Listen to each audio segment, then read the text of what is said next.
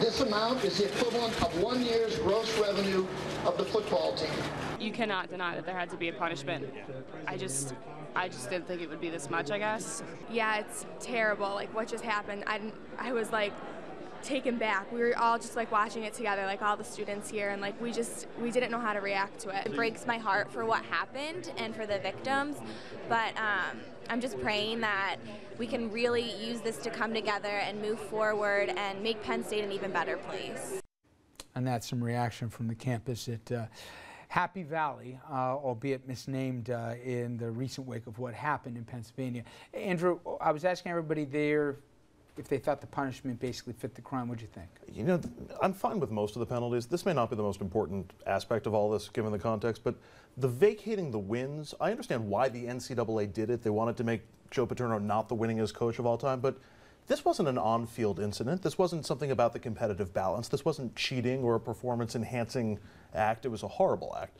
But vacating the wins just seems to penalize the kids so that all of the effort, I mean, if you were told in retrospect that for no fault of the teams or no fault on the field, that every win that you earned on that field is just going to go up in smoke, to me that seems like it's penalizing the wrong people, and that seems specifically what the NCAA said they weren't going to do and didn't want to do. Can anybody explain to me, other than penalizing Paterno, why they vacated the wins? That's the major thing, is that they wanted to penalize Paterno, is to take away those wins. I agree with you, I don't think it's fair.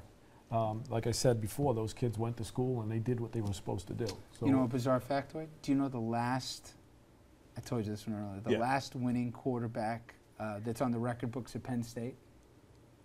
Mike McQuarrie. Yeah. The guy who saw the incident in the shower and began, obviously, the whole process. Yeah.